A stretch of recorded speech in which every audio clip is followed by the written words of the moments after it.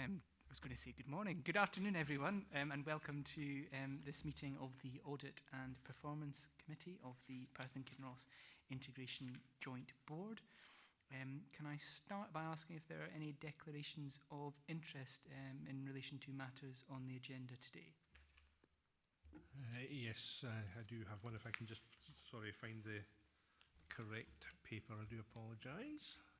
Yeah, I'd like to declare a non-financial interest in terms of item 5.1, the annual governance statement, as part of it is in relation to writing to me.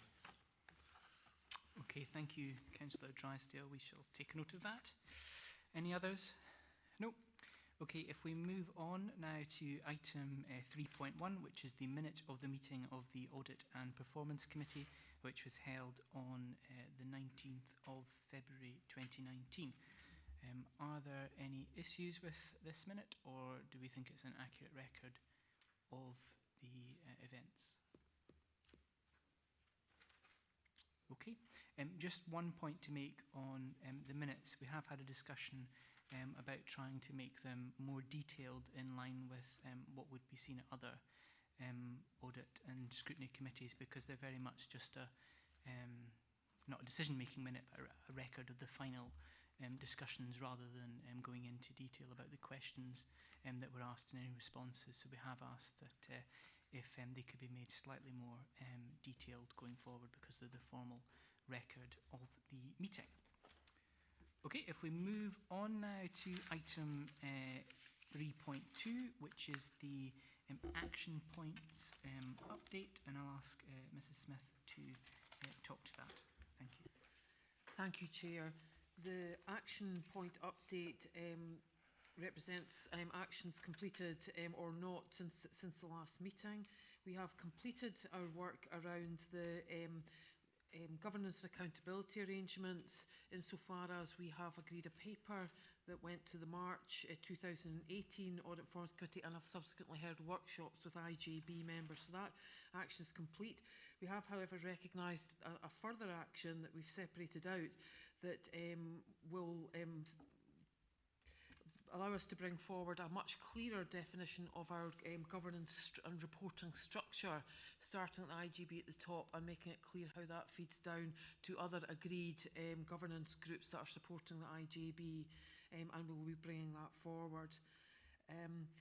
The training and development plan for IGB members, I think the work that we've done, our own self-assessment of governance and our discussions with the Chair and the Vice Chair of the IGB have identified that there is further work to do there, and that will feature as part of the wider partnership improvement plan. The Transforming Governance Action Plan at the fourth point is on the agenda today. The risk-sharing agreement for 18-19 has been agreed and forms the basis for our overall financial position and for the presentation in the annual accounts. We recognise, however, that there is a further action in relation to the 19-20 risk-sharing agreement and how that moves forward. And again, that will be included in the overall improvement plan that we'll be bringing forward through the Audit and Performance Committee. Over the page, we have undertaken a full self-assessment as part of our governance process, and that has included looking at the Audit Scotland report and its recommendations. So they have been fully considered as we bring forward the improvements set out in our annual governance statement. And in terms of the final action, again, that's in relation to the risk-sharing agreement, which I've mentioned.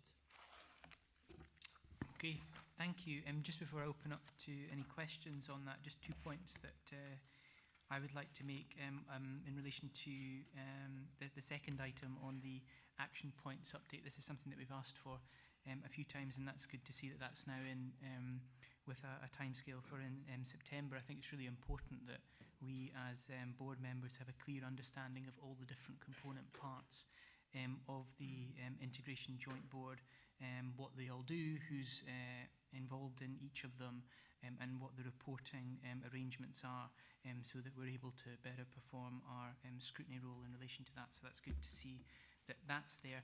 I just wanted to ask perhaps if Mr. Patterson wanted to touch on the improvement plan, because this is something that comes through a number of the papers that we have today, and I think the intention is it will be taking over from some of the things like the Transformation Governance Action Plan, and it is referred to quite a number of times in the papers, but I think this is the first time that we started talking about it, so if you might give us an update on that, please.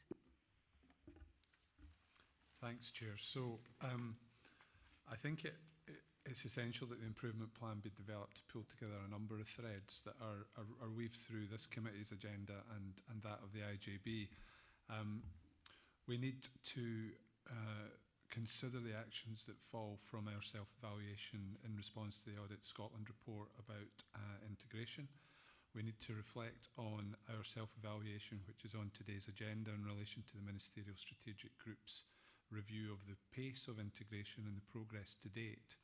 And we are awaiting the outcome of the joint inspection, which will inevitably raise a number of improvement actions that we will want to take forward. So consolidating all that with the annual governance statement and our assessment of strategic risks facing the partnership will be brought together into a single improvement plan, which we will need to develop some smart objectives around. We'll need to be clear about ownership. And I'm committed to the idea that that regularly becomes reviewed as part of a standing item of our executive management team, so that we track progress and identify what actions are necessary, what remedial actions need to be taken. I think there is, it's clear from my early sort of analysis, diagnostic, only whatever I am 10 weeks into the role, that there is in a number of these actions a degree of drift and sometimes a lack of clarity about responsibility. So I'm very keen that we address that collectively as an executive team. The other aspects of that relate to our ambition to be more effective in our performance reporting, both internally in reviewing the effectiveness of what we're doing, but also in terms of producing regular performance reports for this committee in relation to the key work streams that we are advancing. So I suppose essentially what I'm trying to do is convey some commitment and give a degree of assurance that these are matters that I am taking very seriously, and collectively with my senior leadership team, I hope that you'll see evidence of significant progress in the next few months. Okay, thank you very much. Do we have any matters arising relating to the minutes or the action point updates that's not covered in the agenda today? Dr. Peat. Just to clarify the expectations in relation to the development meetings with IJB members, I think they'll be important for myself and I'm sure Colin in terms of taking on the role of the chair in due course, that we have some clarity about what the expectations would be of those development meetings. You know, if there would be any paperwork used. I know in NHS Tayside they're referred to as appraisal meetings between the chair and the members of the NHS board. I suppose that's a bit different because I think it goes back to Cabinet Secretary to continue your role as an NHS board member. So I suppose it's a bit different here, but I think it'd be important for the chair, but also members of the board to have a shared understanding of what the development meetings are about and what the input of the chair and the members will be, and any output in relation to any paperwork that might be used. So I don't know if that's with Gordon or whoever, that we need to just kind of set that out and let all the members know what would be involved with that process. Okay, thank you for those comments. Councillor Drysdale? Yeah, can I just make a point following on from Mr Patterson's comments there? I'm delighted to hear that there is to be increased focus on the performance aspect of the role of this committee. It's a point I've made in 2 or 3 previous committees, and I'll just make it again. You know, we have lots of papers to go through today, but there isn't any of them that's actually about current performance, and desperately keen for that to change so that we can actually properly understand what's going on out there and what we can be doing to improve any weak areas. Thank you, Councillor Drysdale. It might be worth just touching on at this point, we were expecting to have a paper on the older people in unscheduled care and the primary care boards, and also a presentation about the carers board as well. So do you want to maybe, Mrs. Smith, just outline, or Mr. Patterson, where those are at? Mrs. Smith, okay. Yeah, I mean, what is clear is that each of the programme boards is at a different stage in terms of its performance reporting. What the Audit Committee, Audit and Performance Committee had at its last meeting was the first older people in unscheduled care performance report. So that was progress, but you're right, we had hoped to have a further paper here today. There's been a significant amount of work led by Hamish Dougal on transforming that report into a at-a-glance dashboard report that is much more granular in terms of what is happening from one quarter to the next. So rather than it being a 3-year backward look, and in many ways an annual report, very much maybe not quite a real-time report, because what we're going to have is a system that allows us to track our delivery of our strategic objectives on a quarterly basis, and where our objectives are linked to real change in performance, we're going to have to be able to do that at a granular level. So the work that's taken place over the last few months has been to embed a system that allows us to do that, and we were just not there to bring it forward at this meeting. And the other boards, the carers board is doing a similar amount of work. They're having to develop new indicators that meaningfully describe or show the delivery of our objectives. And again, we were just not quite there in terms of this meeting. But the September meeting, I would hope, would be a watershed in terms of our performance reporting. Thank you. And also just to add that I have asked, and it wasn't possible for this meeting just due to the timescales, that in future we try to get at least, obviously a lot of our services are delivered through the localities model, and it would be useful to get an update to this committee at least once a year from each of those localities about how they're operating as well, because that's quite a key component of the service delivery model, in addition to the programme of care boards as well. So that's something that will be coming to a future meeting. Any further points on that? No? Okay, so we can now move on to item 4.1, which is the internal audit report on strategic planning. And I'll ask Mr. Gaskin if he has anything he'd like to say on this report.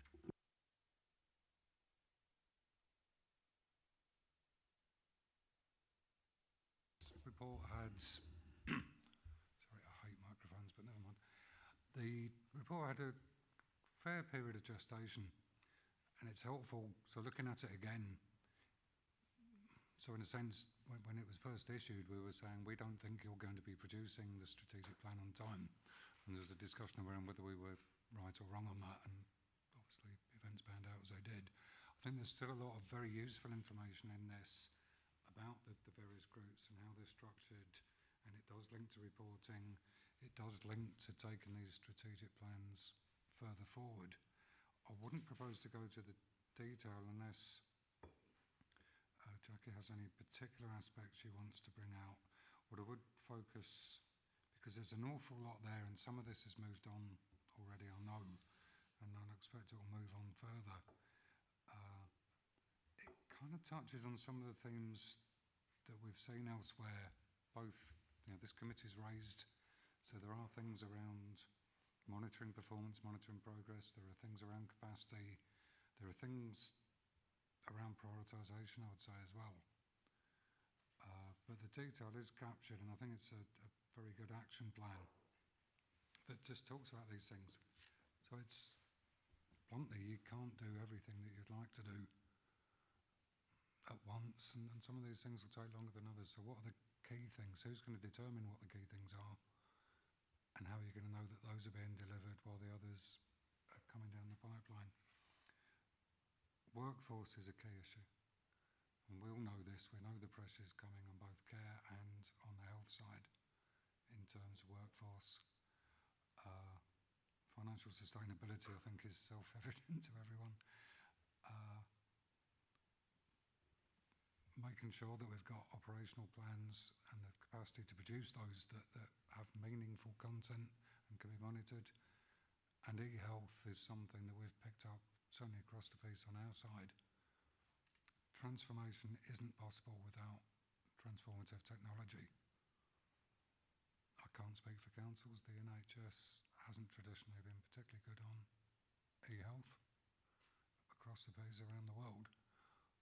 And you will need transformative technology, and you'll need assurance that that is in place to help you deliver, both in terms of the overall structure that could produce it, and in terms of this IJB getting its time in the sun to get that access to those resources. And then there's most more technical stuff around the strategic planning group and other things. But I think the first point, 1A, is the one that merits the most thinking in terms of what this committee needs to think about and how it will monitor progress on that. I think the other recommendations talking about sustainability, you'll be well aware of those issues already. So I'd say it's the first one, and particularly the first part of that. They're all important and good recommendations, but for me, those are the ones that stood out and had most resonance in terms of, for example, my annual report. I don't know, Jackie, if you've got anything you'd want to add to that. I really have nothing specific to add. As Tony has said, you know, this has been a while in coming, and it has tried to reflect the fact that during that period there have been continued developments, and it was just a case of at what point do you stop the clock and say, right, this is when the report is going to be issued. But there is a lot of work is being done through the executive management team now that to drive forward getting a revised strategic plan in front of the Integration Joint Board. Okay, thank you. Do we have any questions on the paper? Councillor Drysdale. Yeah, thanks. In my other role, I'm well used to the audit vocabulary and category C, as I see, is described as adequate, which you know, isn't adequate in my opinion, and obviously we you know, we have a journey to go on that we're obviously making progress and will continue to make progress. There's just one of the risks that are outlined on page 14 of my papers here. I just wanted to just ask a little more about was the lack of willingness and ability to share information to promote new ways of working. Can either of you comment on that and what has been done to address? And I mean, I appreciate there are technological reasons for a difficulty in sharing information, but it's the lack of willingness that I'm really more concerned about at the moment. I'm wondering if you would comment on that at all. Thank you, Councillor. As part of the audit testing, we will be looking at the willingness of both organisations and of the staff who are located here to have that willingness, the organisational willingness and commitment to share information and to promote new ways of working. So it's really looking at the way in which the organisations are set up and I think willingness is probably a very good way of saying, but it's some form of commitment to undertaking those things. So we're looking at the risks of a lack of willingness, but both organisations are in the process of working towards being willing and able to share to promote the new ways of working. I think that when the audit looked at that in a quite specific way in terms of the context of producing the operational plan. So the wider aspects about information sharing are well known in terms of GDPR and people's abilities. So that's a different area, if you like. This report was purely about that, sharing information to produce a strategic plan. not, in which new ways of working would be considered. It's not about people on the ground sharing information. That'd be the subject of a different audit, and it's only something we're picking up in our own organisations, and we touched on in the annual report. Thank you. Any further questions? Mr. Patterson, you want to come in? So perhaps less a question than to thank the auditors for this report, which is very welcome to me as a new chief officer coming in and identifying quite clearly for me some of the challenges that exist. Again, I suppose by way of reassurance, we are now embarked on the programme of delivering and co-producing with communities and stakeholders and strategy groups and people with whom we work, a new strategic plan, and I suppose my ambition for that is that will provide us with the strategic direction as a partnership for the coming 3 years. We will be on track to deliver that plan to the IJB in September.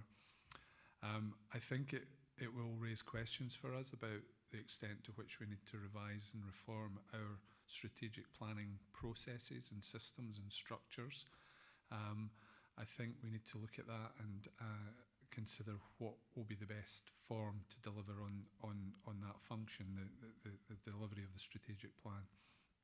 So I think that will provide us with the opportunity to reflect again on some of the recommendations that have been made and make sure that the actions that we bring forward are ensuring that we're fit for purpose, but are also addressing any outstanding audit requirements. Okay, thank you, Mr. Patterson. If I could just pick up on a couple of points that have been made. I think obviously, Mr. Gaskin, you touched on the delay in the strategic plan, and I think that while obviously we would have liked to have done it on time, there is a benefit to the delay, because obviously I think there was a draft that was worked up and had been worked on for some time and could well have been put forward, but clearly we as an Audit and Performance Committee and as the Integration Joint Board didn't feel one, that board members had been fully engaged, but also that the wider public had been engaged. And I think that officers have taken those views on board, have taken on board the suggestions about the way in which we look to create the strategic plan going forward in terms of workshops and development sessions, and some of those things have already happened. So I would hope that, and as Mr. Patterson said, on track hopefully to get it delivered to the IJB meeting in September, but then we'll actually be in a much better position after that. So I think that's a positive thing. Just also to touch on, I think it was one of the recommendations 1C about the sharing of minutes and the sharing of information from the strategic planning group, and I think that ties in with one of the action points from earlier on about the need for board members to be fully aware of all the different component parts of the Integration Joint Board, and also, where is the split between strategic, which is obviously our responsibility to set the strategic direction and hold officers and the people who are delivering the services to account and scrutinise that, and when does it become operational, and how does the operational then raise up to a level that it affects the strategic objectives and our ability to deliver on those. So I think once we get that information, which I think was for September as well, we'll be able to better understand the information that we need. But I think that the point is right to actually raise that we do need to make sure that even if we're not involved in making decisions at that level, because it might not be appropriate for us to be doing so, that we're able to know the impact that it has on our strategic objectives.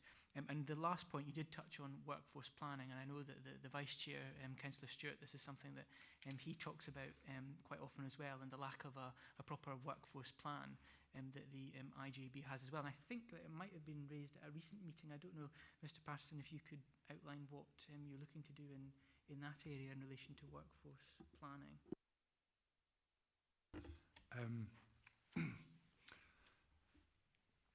So I suppose what I would say is that it, as well as the strategic plan defining our priorities and informing the revision of our strategic planning processes, and just I suppose to reassure Bernie that within that I'm very keen that the strategic planning group has an enhanced role and has a very strong and influential role to a far greater extent than it maybe has at the moment. So I want to revitalise that and make sure that that engagement is very meaningful and very influential. But in the same way as that strategic plan will define and help develop our strategic planning approach, our processes and structures, I think the organisational structure will need to be reviewed, and I think that there's an appetite and an ambition and a wider recognition that we need to move within Perth and Kinross Health and Social Care Partnership from an aligned structure where we have a line of health people and a line of social work people and social care people with their respective management structures to a much more integrated way of working where we achieve better access to services, where we have single points of contact, where we drive out inefficiencies, we reduce duplication, and there are better opportunities for people to receive responsive high quality services in localities and from integrated teams. Now, whilst that sounds all very good and all very noble and all very ambitious, I don't underestimate the challenges in relation to advancing that through the organisational change processes of both parent bodies, HR departments, and recognising that that has an impact on staff and their roles and terms and conditions. But we need to embark upon that journey, and I've got some early thoughts about that. That for me is critical to then defining the workforce of the future and how we can get to a position where we have locally some blended teams where you might have social workers managed by nurses, OTs managed by social workers, but with the clinical and care governance support being provided by lead professionals in addition to that. Now, whilst that's a challenge for us in terms of the journey that we need to embark on, and nobody has disagreed with me since I've said these things, I think there's an appetite for doing this, and I think a recognition that it will secure the delivery of improved services. We need to not lose sight of the fact that many partnerships have already been on that journey nationally and locally, and we can benefit from some of that experience. But for me, that becomes the precursor to then being clearer about our workforce needs in the future.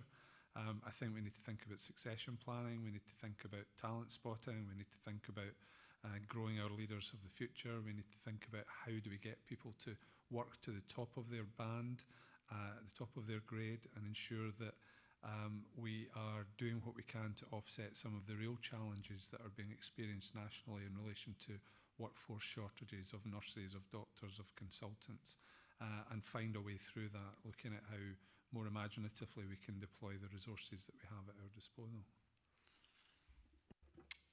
Thank you. Mr. Gask? Right, one thing I absolutely agree. I think one thing is that we have this odd situation where the IJB employs no staff, and therefore there is a reliance on the mechanisms of the parent bodies. So one thing I think is absolutely important in terms of workforce is knowing that the parent bodies actually have a workforce strategy, and that strategy is being delivered, and it takes appropriate account of the needs of this IJB and indeed others. I'm not absolutely sure that all those things are in place as yet. So the intention is the first step, but there'll be quite a few other steps along the way. And as with all these things, you as an audit committee will need to think, how do we know that's happening? Because we don't want duplication, but you do need to know that workforce, which is probably your biggest risk, that you get assurance on that. So that's another thing to add into the mix, that once we've decided what we need to do, we know that we've got the right strategy, that everyone's signed into that, and most importantly, that it's actually, because everyone across Scotland's getting a workforce strategy, and bluntly, in certain aspects, it involves grabbing the same limited number of people, when across Scotland, not everyone can do that.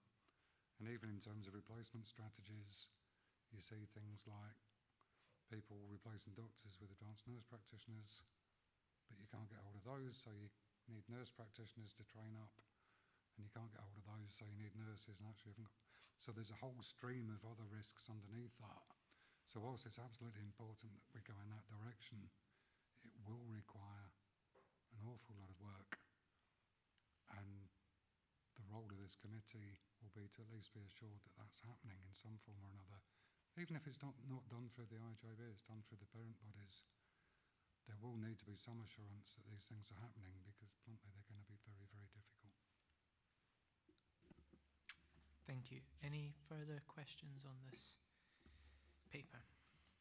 Okay, thank you.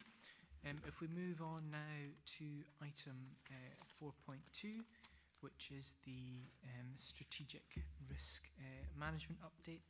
And I suppose the most important point to note here is the reduction in the finance risk score. Mrs. Smith, was there anything you wanted to say on this? Thank you, Chair. Yes, we've taken the decision for this committee to give just a very high-level update in relation to the red risks generally, a specific update in relation to finance risk being the highest scoring risk as reported at the last meeting. So yes, we are pleased that the overall residual score for finance is reducing, and we're expecting that that will further reduce following the IJB meeting in June, when we see the further financial plans approved for some of our budgets. But a further key aspect of that will be the development of a financial recovery plan for 1920, which will be absolutely essential in terms of in-year financial balance and ongoing financial sustainability. So we've brought forward the detailed finance risk register.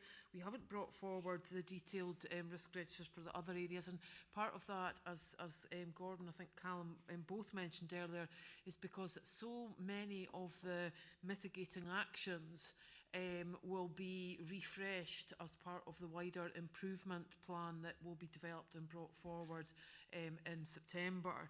And we wanted to take the time to agree the improvement actions and then to reflect them in the strategic risk registers to ensure a common thread in both. Thank you. Do we have any questions on this report? Councillor Drysdale. Yeah, just one question, please, just in relation to the finance risk register and item 6 in the right-hand columns. And I'm just trying to get my head around this. So we're saying ensure NHS Tayside budget setting timescales aligned with IJB and PKC from 2020-21. It's obviously still an open item, but the due date is the 28th of February past. 28th of February. Oh, yes, that is a mistake. That should be 28th of February in 2020. Right. Yes, and that is built on a commitment from Alan Gray at NHS Tayside that NHS Tayside will review and revise their budget setting timescales to ensure that it dovetails to allow us to approve our budget with firm budget proposals from NHS Tayside. But you're absolutely right, Eric, that timescale is incorrect and we need to change that. And you can even have the 29th, an extra day. Oh, can we? Thank A you. weekday.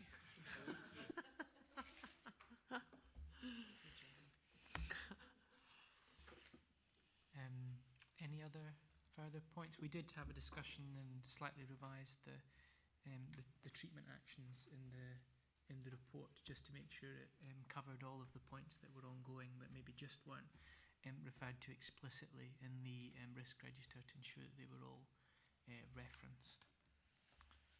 No, are we happy to move on? Okay. Item 4.3 is the Transformation Governance Action Plan 2018-19. As I mentioned earlier, a lot of the outstanding actions from this, some of which have been there for some time, are going to be subsumed into the 2019-20 improvement plan. That was easy for me to say. So I'll just ask if Mrs. Smith, you wanted to make any specific comments on this. No, just to reflect that if we recall, all of these actions were a result of the annual governance review we did at this stage last year. So we're all seen as really important in developing effective governance arrangements to deliver our strategic objectives. And whilst we have delivered on some. There is no question that, as Gordon mentioned earlier, there has been drift. And that is obviously you know, a concern, and why we need to take those that are outstanding here, and they have been fully taken cognizance of as we've come to look at our review of governance for 1920. And when you look at the improvement actions listed in the draft governance statement, I would please check it, but for all of those that are outstanding, we've tried to make sure they're picked up and will form part of the improvement plan moving forward.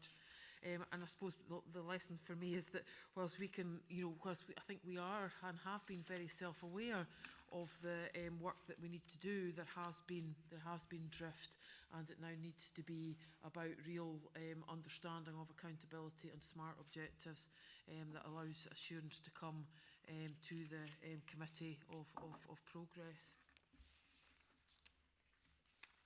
Thank you. Do you have any questions on the Transforming Governance Action Plan? Can I just make a couple of points? One of the things that I've raised before, both here and I think at the IGB, was about the review of the use of directions, and I think there has been a workshop for officers on this recently, or something? Yes, there has. The plan was that over the course of May and June we would hold one workshop for officers and a follow-up workshop for members. Unfortunately, the members' session has had to be postponed because of the strategic planning workshop that we held last week or the week before. But what we are doing, and at Callum's request, is that we've pulled together a briefing note that will come out to members with the papers for the IGB meeting. For the first time, the IGB will be formally asked to consider the directions that will be sent out, that will be issued to the parent bodies on the back of reports coming to the IGB meeting. Those papers are the financial plan paper and the carer strategy paper. But what you'll see when your papers come out is a guidance note that Sarah Roger has prepared to help with the scrutiny and review of those directions at the June meeting, and then we will be following up with the development session with members as planned. Thank you, Ms Smith. I think that's very good that that's going to be going out with the papers. I thought it was very important that if we're starting to look at directions, and those will be in the papers, and ultimately that's the formal way we should be making instruction to the parent bodies about how our services are going to be delivered, that we as board members have a full understanding of how that process works, so that when we're scrutinising any recommendations about directions, whether directions are needed or not, or what the form of the direction is, that we have an understanding of what we're supposed to be doing when we're reviewing those. Another point I wanted to pick up on was the large hospital set-aside arrangements. I know we've had discussions before, both at the public meetings and also in the private sessions. I think there has been an indication that the chief executives of both the Perth Kinross Council and NHS Tayside were going to have some discussions around this going forward, particularly in light of some of the rather ambitious goals that have been, or objectives that are being asked for by the MSG documents. I'm just wondering if, Mr Patterson, you have an update on whether you've heard those discussions have taken place or are ongoing, or any further forward on those. They are, excuse me, they haven't progressed to any great extent. They are still discussions that need to take place, and certainly I am keenly aware that the Chief Executive of Perth and Kinross Council has been looking to create the opportunity for those discussions to take place, both directly with the Chief Executive of NHS Tayside, but also within the wider group. The three Chief Executives of the three councils meet with Grant Archibald, the Chief Executive of NHS Tayside, along with the Chief Officers every month. So that probably is the opportunity for us to initiate these conversations on a pan-Tayside basis, and then to take them further locally with the respective Chief Officers and Chief Executives. Okay, thank you. Dr Pete. Could I ask in relation to Action 13, and the action point is to review the clinical care and professional governance approach, which saying is complete, which is good, but is there an update as to when the first meeting of the committee will actually take place? Mr Patterson?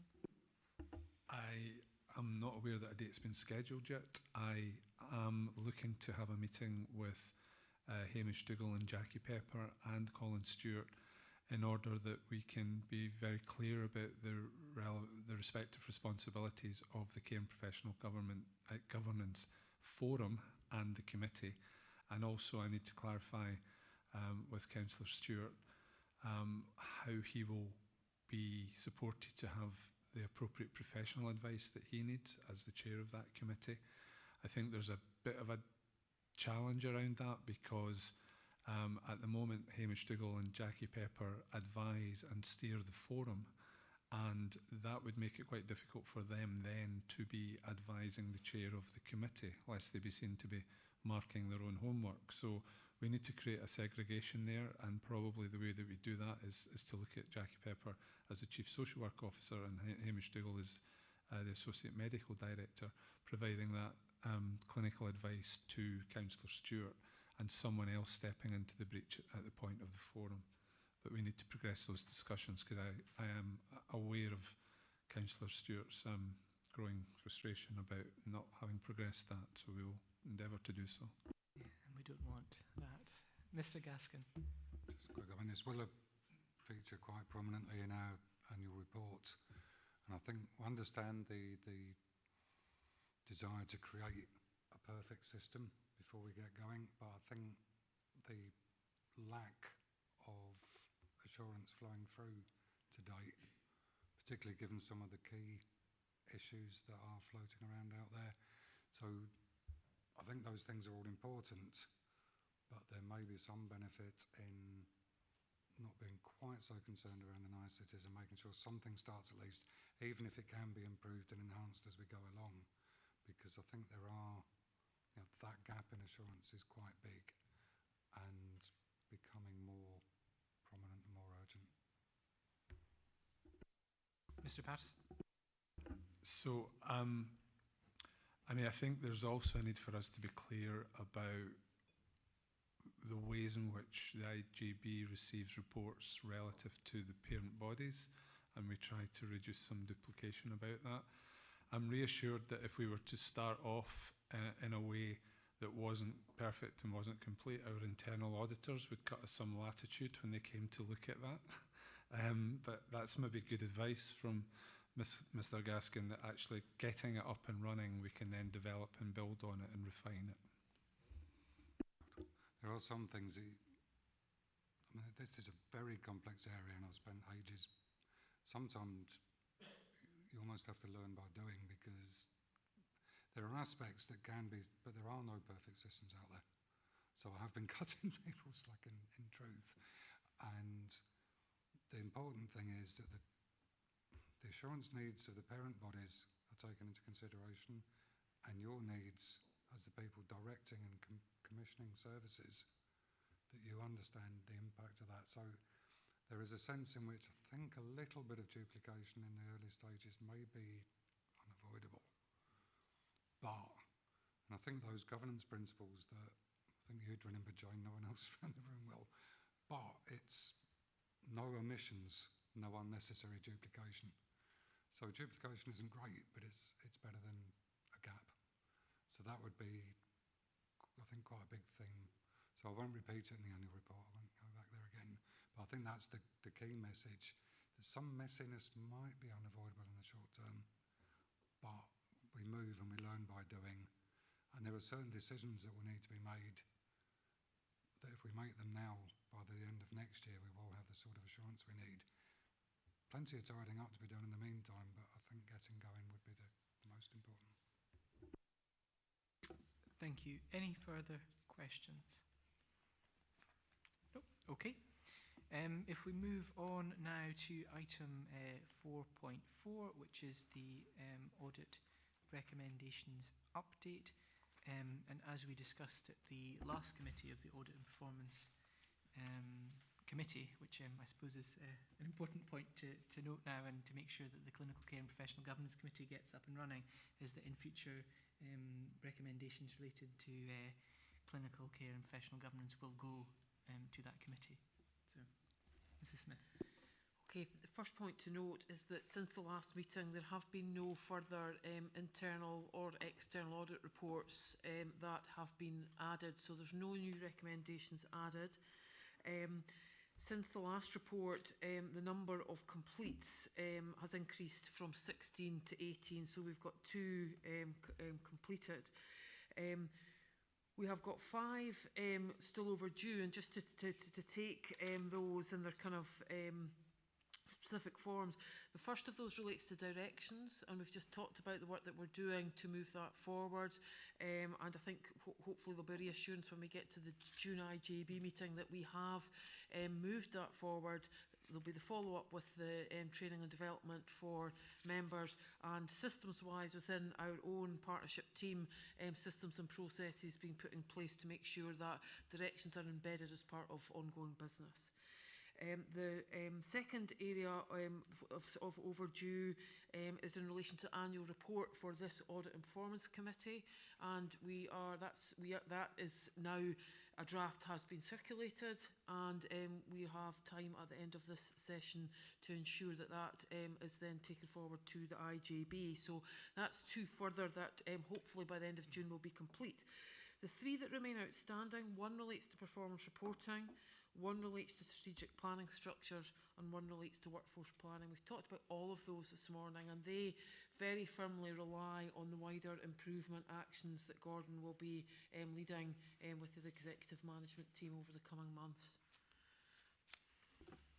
Thank you. Do we have any questions on this paper?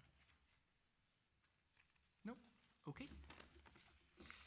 If we now move on to item 4.5, which is the Ministerial Strategic Group for Health and Community Care, their report on the review of progress with integration of health and social care, and as was discussed at the last meeting of the Audit and Performance Committee, officers were undertaking a self-assessment of Perth and Kinross IGB's performance against these recommendations. So Mr. Patterson, would you like to talk to this report? So, building on the work that Audit Scotland had done in relation to integration, the Ministerial Strategic Group commissioned a review of the progress of integration and came out with a report with a number of recommendations in it. What then happened was the Ministerial Strategic Group, which comprises COSLA, Scottish Government, is chaired by the Cabinet Secretary, involves third sector, IJB, Solace, and other organisations, issued the self-evaluation to all health and social care partnerships and NHS boards, and asked that they complete a self-evaluation in relation to both the findings of the Ministerial Strategic Group review and the Audit Scotland report by the 31st of May. So what we've presented to you today is the submission that we made to the Scottish Government on that date. It has to be said that this version has not incorporated the comments from NHS Tayside, which came a little later, and which we need to have some discussion with colleagues in that regard to moderate some of the evaluations where they were perhaps more generous in their assessment of our performance than we ourselves were.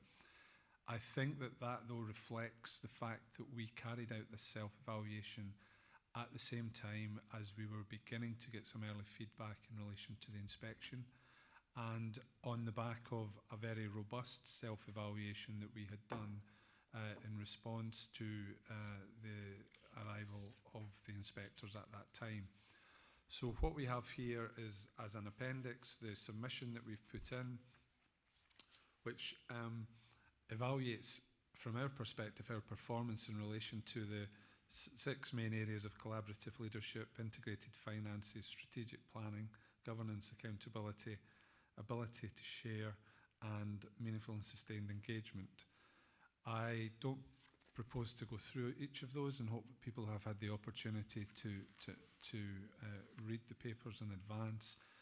Suffice to say that we have broadly scored ourselves either as partly established or as established in relation to all of the indicators, with probably a weighting of 2 to 1 in the favour of being partly established. But as I say, I think that's a reflection of the self-evaluation work we've done in relation to the inspection, but also an appreciation of much of what we've said up until now today in relation to the need to think about our strategic planning, our governance, our structures, and our relationship with the parent bodies.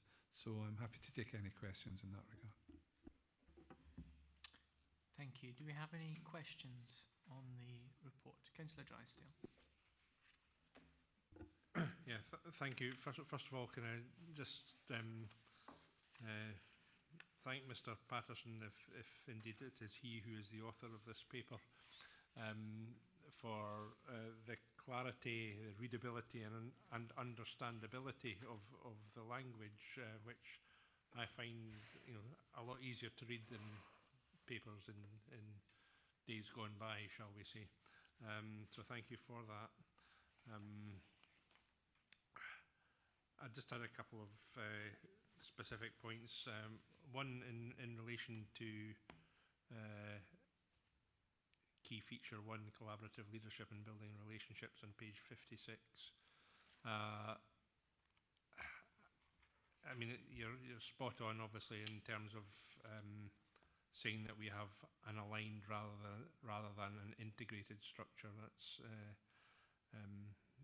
exactly accurate in what we have here. I just wanted to ask about a little question about the legal advice aspect, and just understand who it is that provides the IJB and the Health and Social Care Partnership with legal advice. Does it depend on the issue, or is it one particular source? Generally, and Jane can perhaps correct me if I'm wrong here, in relation to the organisation of the IJB, the administration of our work and our compliance with the integration scheme, we are supported in that regard by legal services from Perth and Kinross Council. In the same way as we derive committee support from Perth and Kinross Council in relation to IJBs and subcommittees. There will be occasions where, in relation to either delegated or hosted services, that we would take advice from the legal office of NHS Tayside in relation to the functions that we perform, commission or deliver on their behalf. But generally, in terms of how we operate as an IJB, we derive great support from Lisa Simpson and her team. Thank you. Thanks for that. My other question, if I may, is in relation to key feature 2, integrated finances and financial planning. Obviously, we're on a journey here, and the planning for the current year was better than the previous year, and I'm hoping that next year is better than the current year. And I understand the having been involved in the budget review group, obviously, I understand the process that has been gone through. There's a comment made under evidence of leaked notes on page 62, which makes reference to in 2018-19 a number of joint discussions have taken place around budget setting and financial recovery planning.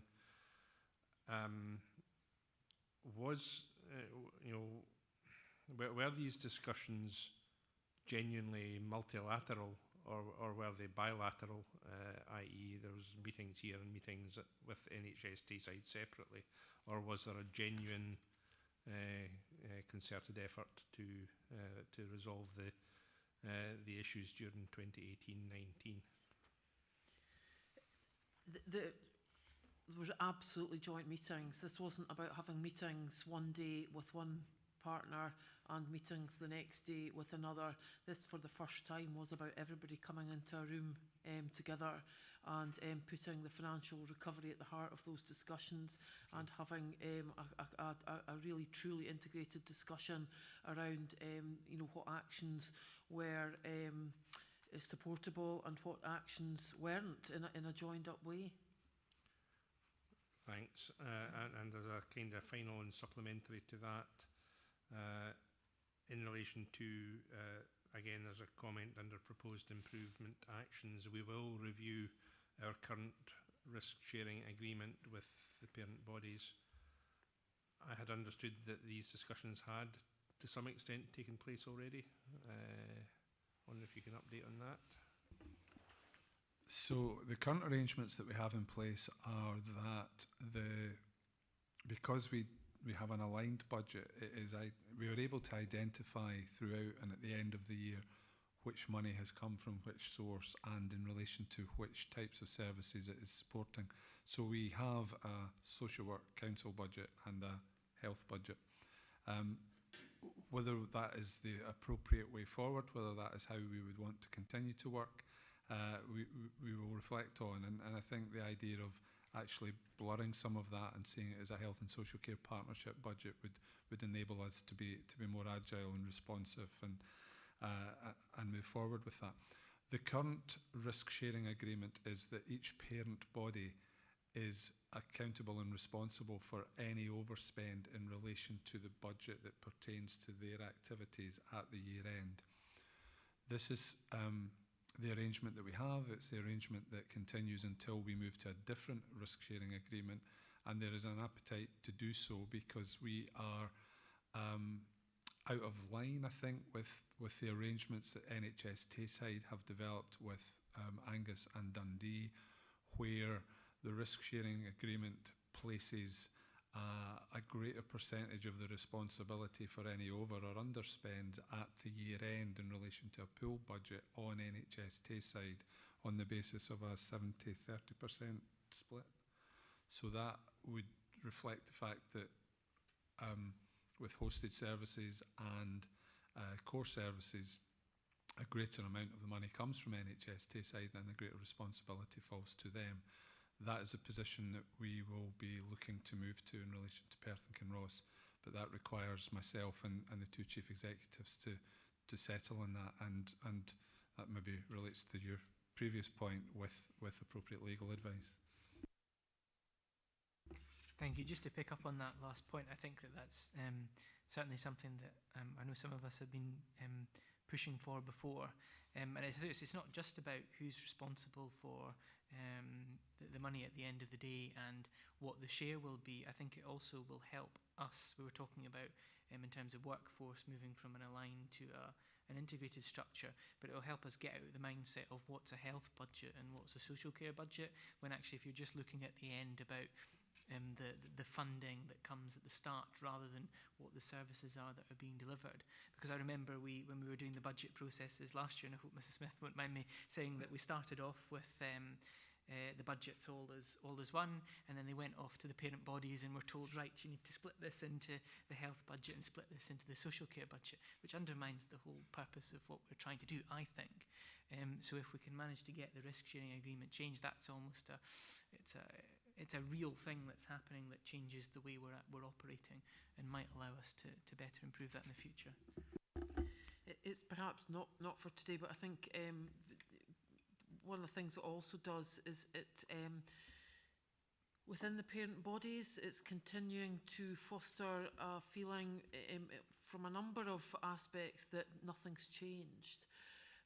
For example, the discussion around the Perth and Kinross Council's own annual accounts and its performance, and how the performance of the IJB fits as part of that, and that's just one example of where we continue to be treated in some ways just as a standard department of either organisation when so much has changed.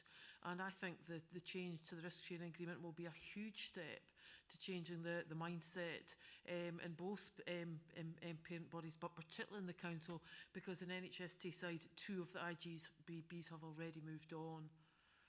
Okay, so sorry if I may. So just understanding that, are the parent bodies amenable to a change in the risk sharing agreement, and what kind of timescales are we looking at for actually achieving that?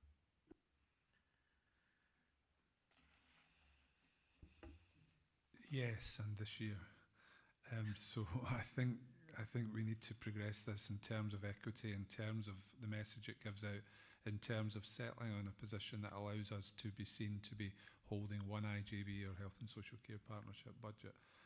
So I think there is an appetite to do this, but it unfortunately hasn't. It's been subordinate in the list of priorities that the respective chief executives have been having to deal with in recent weeks. So I shall continue to pursue it, as will Jane, via also the route of Alan Gray and Grant Archibald. Thank you. Any further questions on this report? And I suppose it's something that we'll continue to monitor and will help inform things like the improvement plan going forward as well. Just a final comment to acknowledge and express gratitude for Councillor Drysdale's thanks on how the report has been presented. It is not a product of Gordon Patterson's endeavours. It's a collective effort, and a lot of people have contributed to this. So it's to them I will pass on your thanks. Thank you. If we move on now to item 4.6, which is the internal audit report from Adult Social Work and Care on the Carers Act implementation. Mrs. Clark, would you like to? Thank you, Chair. I've requested that this paper be brought forward to this particular committee following its presentation to Perth and Kinross Council's Audit Committee last month, due to the nature of the content being very much relevant to the Integration Joint Board. This was a piece of work that was undertaken as part of Perth and Kinross Council's own internal audit plan and was very much focused on the Council's ability to implement the Carers Act. As you can see, there's a single control objective which is documented there. It's on page 101, which is to ensure that the Council has adequate arrangements in place for implementation of the Act. The comments which follow basically highlight what we found and the evidence that supported our assertion that the Council was well placed in implementing the Act, and overall that the controls in place were strong and no actions were arising from this piece of work. As I say, it was a piece of work that was undertaken for Perth and Kinross Council's internal audit as part of that plan, but nonetheless I thought it was relevant for yourselves to have sight of it, so I brought it here for you to note. Thank you for that. Do we have any questions on the paper?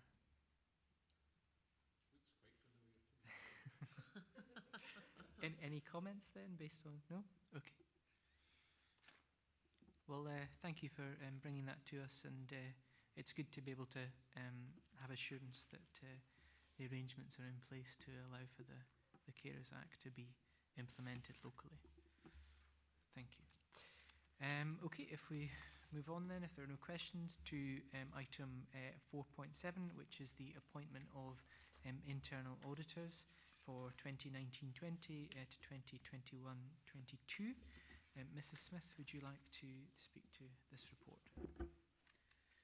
Okay, this report outlines a change in arrangements for this financial year and reflects the discussions which have taken place between FTF and Perth and Kinross Council Internal Audit Department, which have resulted in a proposal that Jackie Clark now be appointed as Chief Internal Auditor for Perth and Kinross IJB, to be supported by Perth and Kinross Council Internal Audit Services, and FTF continue to provide that kind of joint resourcing with the joint working arrangements which are already in place, continuing to operate. The paper proposes that we appoint those arrangements for 1 year at this instance. That reflects an annual renewal that we've seen over the last 3 years, and also reflects discussion with the Chair that we consider all options available to the IJB moving forward in terms of the internal audit service. Okay, any questions on the report? Are we happy to agree the recommendations then, which are to approve the appointment of Jackie Clark as the Chief Internal Auditor to the IGB, and also approve Perth and Kinross Council Internal Audit Services and FTF as the IGB's internal auditors for 2019-20 for a period of 1 year? Agreed? Excellent. Verbal feedback from people? No? Okay, thank you. We'll take that as agreed then. If we move on now to item 4.8, which is the Chief Internal Auditor's Annual Report and Assurance Statement for 2018-19. Mr. Gaskin, would you like to speak to the report? Last annual internal audit report. I think that there's a lot of detail in here, but we've been through a range of material already. So apart from one aspect, which we've already touched on, that of the clinical and care governance, I think a lot of this perhaps wasn't what we would want to have seen, but I'm not sure that it's surprising in and of itself. What often happens with these things is that pulling together of different elements that people have seen in different fora, and you get it in one place, and it's not, I think it does present an overall picture. And I think that picture is of an organisation dealing with some incredibly complex issues, doing so in a very difficult environment in which, as we've discussed, it doesn't have its own staff and structures. It is dependent on the parent bodies, with the odd exception, but very much requires input from the parent bodies in order to deliver, whether it's strategic planning, a whole host of other things. And to be frank, an organisation that was struggling with one very big issue, that of mental health, which has dominated proceedings to a large extent, and not surprisingly. So it was a challenging agenda, no matter how many staff you had. The reason you have IJBs and health and social care partnerships is because no one could resolve these intractable issues. You are then reliant on parent bodies, which are themselves have their own issues and have been contracting support staff. And then there was the massive mental health issue, which is to a certain extent dominated proceedings. So this isn't meant to be a critical report. It is, however, meant to be a report that brings everything together and does so within the framework of the thing that you need to conclude on, which is the internal control environment.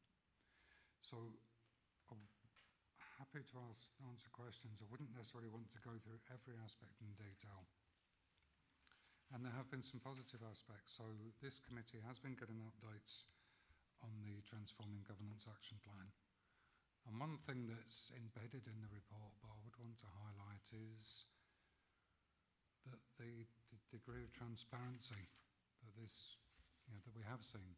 So the MSG report, and apparently one of the parent bodies, and it turns out it's mine, criticised it for its content, but I would say it was well written and it was honest, and it's not particularly out of kilter with my expectations.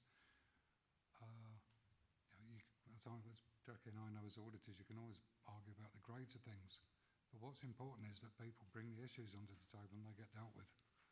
The grades, as I've said to this committee and many others over the piece, aren't as important as understanding the issues and resolving them. So in that sense, I'd say the MSG response, the governance statement, are very honest documents that set out what needs to be done. And I think that's important, because until you have that recognition, you're not going to change anything. So that's a very positive aspect. The next one is, as you've identified and has been discussed, we had the governance and the transformation action plans, and they haven't been delivered as we would have liked and as we would have expected. And some of that does come down, I think, to resources. Some of it comes down to priorities. And it's important, as almost we discussed in terms of the strategic plan, who sets the priorities? well, yes, the chief officer, yes, the chief financial officer, but you as an audit committee also have a part to play, because there are only so many things that can be done, and you need to select what are the most important, the most urgent things, and other things won't happen. And again, you talked about cutting slack. Well, we have to, because we have to face the realities of where we are. So as auditors, what we're looking for is you to set priorities, to show that you're delivering on those priorities, and then as an audit committee, just to have an understanding of the control consequences of some of the things you'd like to do, but are in the, well, not as important as the really urgent issues. So that's really what we're looking for. We've got a new opportunity here, I think. So all this has been pulled together. New chief officer, new and more glamorous audit service arriving. So we're in that point where I've done the gloomy stuff. So I've been the Eeyore for the last 3 years. And now hopefully we'll start to see some movement and some positivity. But this is the important time where you as an audit committee understand what you think is important, and you make sure that the proposals that are put forward, the most important things is, are the priorities right? Are they credible in terms of being able to deliver things? Do we understand the resources? If we couldn't do something for 3 years and now we're saying we're going to achieve it, how's that change going to happen? Why is it happening? And there will be all sorts of things going on which will help that, but you do need to have a degree of assurance that these things will be delivered, and then of course throughout the year, and that's been happening with honesty. You need to keep an eye on whether they are being delivered, and things will happen. So again, it's about that understanding. If something's delayed, doesn't matter. If there's 2 things going to be delayed, which one, rather than miss both by 3 weeks, is the one you really need to hit and the other one? The rest, there's a lot of narrative, but it pulls together an awful lot of things that we've already seen. I think in terms of the recommendations, we've talked about corporate support. I think that is, but that's in the MSG. So that there's a lot of people fishing in the same pool, and I won't go over it all. Strategic planning, we've covered. Risk management, I've got discussions, and I apologise because there's a risk management report I should have done, but illness and then other issues held that back. But actually it's a good time because we've got a new approach coming. We've already started some of the work, but we'll be discussing that after the audit committee. We have a performance report coming from, that'll be coming hopefully September audit committee. So you'll, again, and that can tie in with the new arrangements, so that's very positive. Large hospital set aside, we've mentioned. You won't see a recommendation from me on a solution and you won't see a recommendation from the MSG. All it said was, do it quicker. If you're looking for my personal view on whether that is a easily achievable exercise and the amount of effort it will take in terms of what it will deliver, that is very much an open question because no one's really delivered it yet. So the governance principles, and I would say if they do emerge again, I'll put my hand up, I wrote them, but they were meant to be the starting point for a conversation. They were adopted by the Health Board, although the Health Board in its infinite wisdom decided it didn't want them shared with the local authority, which is kind of a drawback if you're talking about principles that everyone's going to work to. But it was perhaps indicative of some of the issues that this organisation was facing at the time. There's a more open environment now. So the reason I mention them is not because they're great, because they're not, but they do raise a lot of the questions and some potential answers that if teased out in more detail and someone actually discussed them with the council, might provide a basis for working differently going forward. And here we go. So the additional recommendations, capacity and organisational structure we've discussed. There's a minor thing on the redesigning care. I don't think I'd linger on that. I think hosted services is something that we reported before, but that whole link, you run the most risky hosted service, but so you need to provide assurance to the other people, the other IJBs, but equally they are running services on your behalf and they aren't risk-free.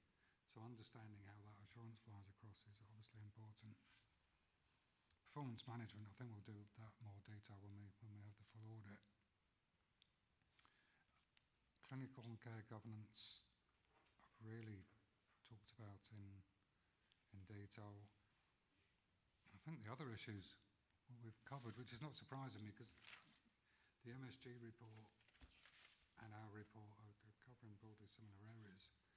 So I don't think there's anything new here. Hopefully it's helpful. Hopefully it brings it all together and provides positive assurance and some indications of where we need to go. And the most important thing I think I would like to say is that honesty is really important. That's something that should give you positive assurance as an audit committee, because without that you can't change everything. And then what probably your most important role is to understand that not everything can be achieved. So working out what the highest priority aspects from your perspective, because at the end of it, you are the people that sign off the governance statement. You're the ones that have to say everything's okay. So it really is important that you're comfortable with that set of priorities. Apart from that, certainly I'd like to thank my team and Jackie, because we do work very closely and very happily together. So it's good to be able to bring a report like this where we know we've covered, we feel we've covered all the key areas. So at that point, I would just like to ask if there are any questions that you have as an audit committee or any points that officers would wish to make. Thank you. Do we have any questions? Councillor Drysdale. Yeah, thank you, and thanks for an independent and honest assessment of the challenges that we face. It is appreciated, just seeing it from the outside looking in, so to speak. As you say, quite a lot of what's contained in your report has been already discussed this afternoon, so I wasn't proposing to ask questions on these areas. There's one area though that maybe I'm misunderstanding the point that you're making here on page 8 of your report, page 115 of the papers, and the additional recommendations arising from this year's review. In particular, you just mentioned hosted services. Unless I'm reading it incorrectly, it sounds like there already is in place a hosted services memorandum of understanding. If there is, I've never seen it, and I don't know what it is and don't know what it says. And in particular, the point you make about you made in your words a moment ago there about us understanding about other IJB's hosted services and how they are performing in relation to the citizens of Perth and Kinross is an issue that I'm keen to understand more about when we do get performance data, and also how we physically share information on our hosted services, in particular mental health, inpatient mental health, but all the other ones obviously as well. How we actually do that, and because I haven't seen any of that. So there are a couple of, one of the points is around the mental health. It's taken up a lot of officers' time. It hasn't taken up as much of the formal business of the IJB, and that in a sense is a disconnect. And we've talked about it in terms of the risk. There'll be something that I'll be talking about in terms of the way the organisation develops its risk register, and something I'll be talking to Jackie about afterwards. But if your risk register doesn't reflect the things you were, certainly to officers, I always say, what were you doing yesterday, last week, last month? And if that doesn't look the same as what's in your risk register, then either you're doing the wrong things or your risk register's wrong. I know that's very simple, but in some ways it's a good question to ask and explore that disconnect. It has taken up, mental health has taken up a massive amount of this organisation's time, informal in terms of officers. It's not there as much, but it does highlight this bigger issue, which again we'll be picking up in the risk management reporting, which is about assurance, because you have a risk register and that's meant to be the things you are most worried about, the things that you need to understand in the most detail, and therefore that should link to your operational reporting. Again, there are exceptions, but in general it's a good test, and there are other ones that we can discuss, but it's about making sure that's all aligned. And in some ways the hosted services was a good way of, it's almost 2 points combined there. Hosted services is a really good way of thinking about that, because it hasn't featured particularly, and yet it's a massive issue. It does touch on that thing of how do you know. We will be picking it up in the clinical care and professional governance follow-up, because it was highlighted in that. So you will get, and because that report's actually out already, I would hope by the time we get to September, you won't just get an audit report, but an audit report with a response. And hopefully, as we discussed, we'll be seeing some movement along that route, because it is very properly, that aspect of it is very properly part of the business of the Clinical and Care Governance Committee. Yeah, and the balance of that between the CQF and the committee is one that needs to be resolved. But those are the lines that those should come through. And in the sense, as an audit committee, you might not see that until you get a report at the year end from the clinical. Well, in fact, presumably that committee should be providing regular assurance to the IJB. Now, again, the level of detail is something that you can discuss in terms of your assurance arrangements and risk. But that whole aspect becomes important because you are collectively responsible as an IJB for risk. So you need to know that the risks are right. And then the assurance is perfectly reasonable to say, well, actually, we're giving that to that committee. And if that committee tells us it's taking care of business and it's happy with the risks, then that's probably okay. And unless there's something goes wrong. So it's all those areas need to coalesce, and all of them can be picked up in this creation of a committee.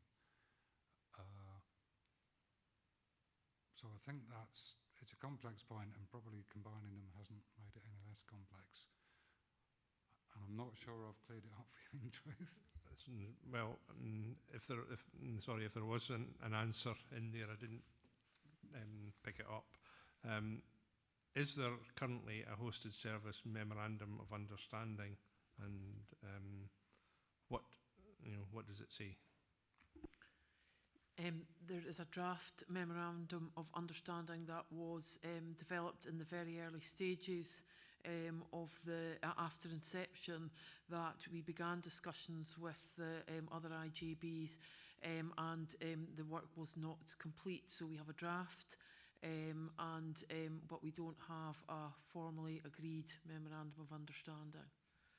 We have informal mechanisms for sharing of information, apart from financial information, where we have a formal mechanism for in terms of the financial reporting. That's the one area where we have a strong arrangement in place to make sure the financial implications of the hosting arrangements are understood. But other than that, we're working with informal arrangements at this time. Okay, so just to take it down to the basics, if Angus wanted to see some data about inpatient mental health services and how that was performing, or if we wanted to see detail on palliative care and how that's performing, there's no currently operating structure for that to happen on a regular basis. There is no memorandum of understanding to support a formal exchange of information, but certainly from a Perth and Kinross perspective, our programme boards, all of the hosted services across Tayside have an alignment to one of the programme boards, whether it be psychology in Dundee, whether it be primary care in Angus. We have aligned each hosted service into our programme board structure, which gives the responsibility for overseeing strategic direction from a Perth and Kinross perspective to the programme boards. But I can't speak for Angus and Dundee in terms of what they might seek from us, but that's the infrastructure that we've put in place to seek from them.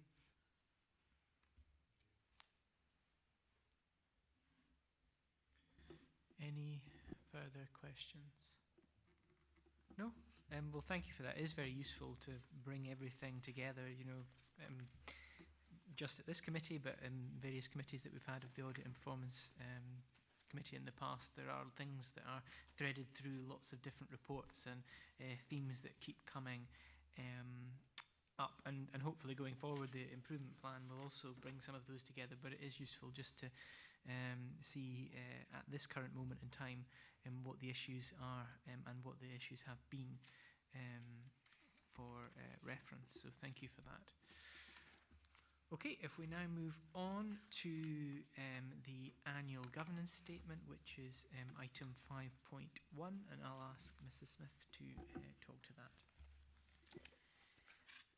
So the purpose of the annual governance statement is to give assurance to our stakeholders that we have effective arrangements in place to ensure that as an IJB we're doing the right things for the right people at the right time in an open and honest and accountable way.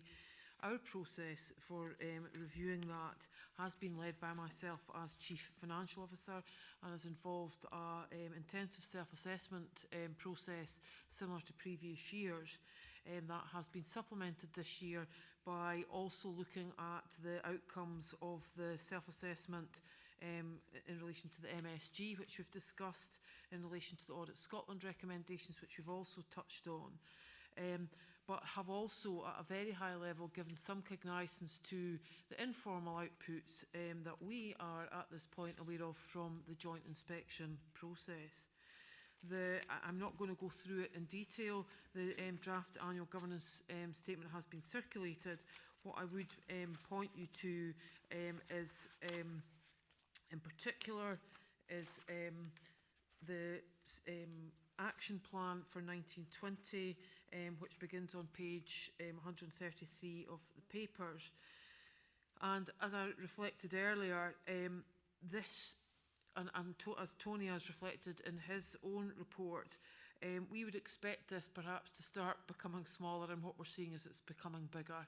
And there are a huge number of improvement actions that we need to grip, and that what these individually under each of the headings will feed straight into the improvement plan and form the backbone of the improvement plan. But whilst overall we have a significant area of improvements, the conclusion is that we have effective governance arrangements in place overall. And whilst Tony wasn't explicit in that respect, that's also supported by the internal audit annual report, which is absolutely critical in giving an internal audit opinion on the effectiveness of our internal control and our governance arrangements. So whilst we recognise there are significant areas for improvement, and that will be a key key to our activities over the coming, I think it will be a 3-year improvement plan. We haven't discussed the timing of it, but there is so much to do. It comes back to the point, can we actually really achieve all we need to achieve in one single year? Based on my experience, I think that will be difficult, but that's not something we've had time to discuss. But timescales attached to these will come as part of the agreement of the improvement plan. But overall, we are concluding that the controls environment and the governance arrangements are effective, and that is a key part of the annual accounts process. I'm happy to take any questions. Thank you. And I suppose a key difference from last year was that we weren't, obviously as an IJB, we're relying on the governance arrangements of our two parent bodies and to ensure that they can give us assurance that the effective governance arrangements are in place. We weren't able to get that assurance from NHS Tayside last year, but in their draft governance statement for the 2018-19, they've concluded that the effective governance arrangements were in place. So I suppose that's something not directly within our control, but at least that can provide us with greater assurance this year. Do we have any questions on the annual governance statement? No? Are we happy to agree it then? Okay. And now if we move on to item 5.2, which is the unaudited annual accounts, which we need to consider and then, if we deem appropriate, recommend to the IJB for approval. Mrs. Smith, do you want to speak to this? So first of all, we owe members an apology. The paper that's been sent out, I don't know if anybody has picked this up, was actually the covering paper for the IJB, who will receive these annual accounts once they've been through this committee. So sincere apologies for that. We have circulated the paper that should have come out with the accounts to the Audit and Performance Committee, and the key changes to the paper are significantly under the next steps and the conclusion and recommendations. On page 138 under next steps, what this should read, where it starts the audit of annual accounts, it should say, assuming approval by the IJB at its meeting on the 26th of June, the audit of the annual accounts will take place. Above that at 2.4, the paper should read, following consideration of the unaudited accounts, the Audit and Performance Committee is asked to approve these and agree their submission to the IJB for their consideration on the 26th of June 2019. And similarly, there are changes to the conclusion and recommendations to reflect the fact that the annual accounts are coming to this committee before being passed on to the IJB. So sincere apologies for that.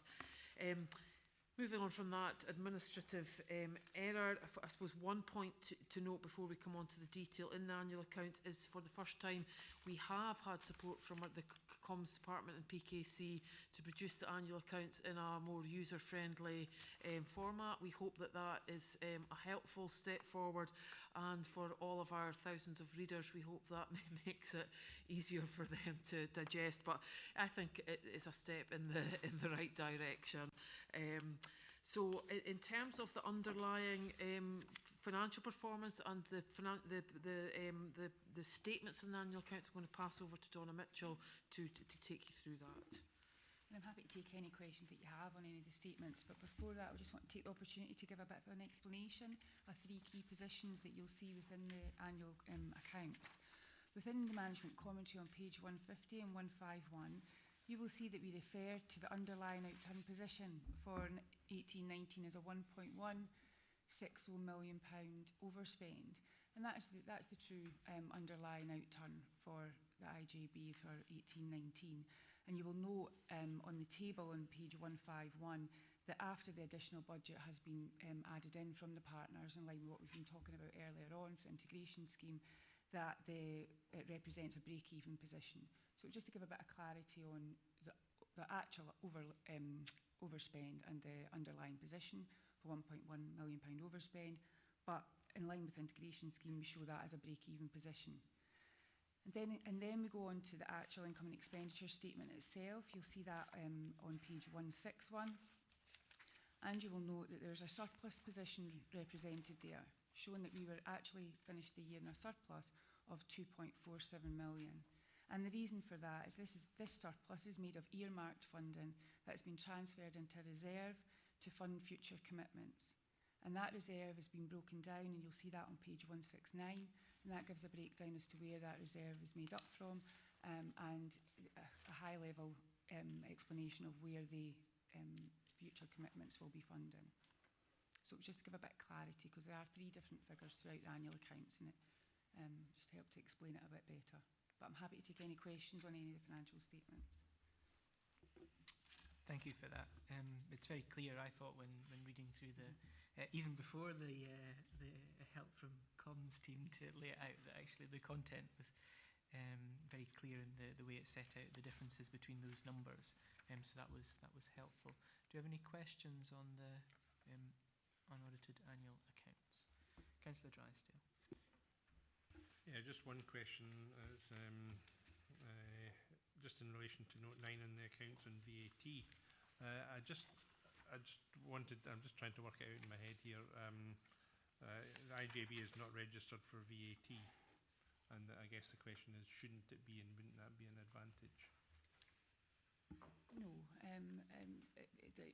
shouldn't be. I guess that's in line with the way that the IGBs have been set up, but we do have an obligation to ensure that there's not VAT leakage and that the appropriate mechanism of purchasing is used and that everything's done in the right way. But we are under obligation to try and limit VAT leakage as much as we can.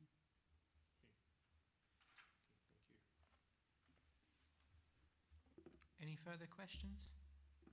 No? Are we then happy to recommend to the IJB that they consider these accounts and approve them at the next meeting? Okay, thank you. If we move on now to item 6.1, which is the 2018-19 financial position. Mrs. Smith, do you want to give an update on this? Donna has just outlined the underlying outturn for the IJB, which is an overall year-end overspend of 1.16 million. I would just want to note that compares to the gap in the financial plan approved by the IJB at the start of the financial year of 0.920 million. So in relation to the gap that was predicted as part of the financial plan, if you like, the approved deficit, we are very, very close to what we expected to be at the start of the year. However, we're all aware of the significant pressures that we've experienced in the year, particularly in relation to social care, complex care in particular, and at one stage in the year we were forecasting a £4.2 million overspend prior to implementation of the recovery plan actions. So the outturn performance is a significant improvement and is down to the implementation of recovery plan actions and all of the actions of officers to do all that they can to bring the position back to as close as break-even as possible. We were then reliant on further budget being released by both parent bodies in line with the integration scheme. But I would also note that despite our overspend, a very significant delivery of savings in the financial year, £4.8 million on core services alone, which is a very significant achievement, and in some ways makes a continued achievement of significant savings across social care services in particular extremely challenging given the level of savings that have been delivered in one single year. Donna's mentioned earmarked reserves. We will only carry forward earmarked reserves. That's in relation to very clear spending commitments that have been agreed, and there will be no carry forward of general reserves to support the financial position in future years. Okay, thank you. Do we have any questions on this paper? We have covered some of it just before in the previous paper. Okay, are we happy to note the position? Finally, we have a verbal update from Mrs. Smith on the corporate performance framework. We had the first report on that came to the last Audit and Performance Committee, but there have been some discussions and changes since then. Yeah. Okay, thank you, Chair. At the last meeting, the Audit and Performance Committee did receive the first corporate performance report, but members may recollect that the main content of that report was around service level complaints. In addition, we did provide some information on freedom of information requests, and we reported nil complaints in relation to the IJB itself and nil complaints in relation to participation requests. With the formation of a clinical care governance committee for the IGB itself, complaints at a detailed level will move to be reported by the clinical care governance committee, And what we are proposing for this Audit and Performance Committee is that we move to an annual corporate performance report. We'll bring that forward in September. That will give an outline of freedom of information requests. It will give an outline of any IJB level complaints, and it will give a report on any participation requests. And I think there is some discussion ongoing that Gordon has been leading on in terms of how we might still choose to bring a high level overview of the complaints that will be in detail reported through the clinical care governance, but it may be appropriate to give some high level information within the corporate report, and that's still under discussion. Okay, thank you. Do we have any questions for Mrs. Smith on that update? No? Okay, well that concludes the public part of this meeting. Thank you.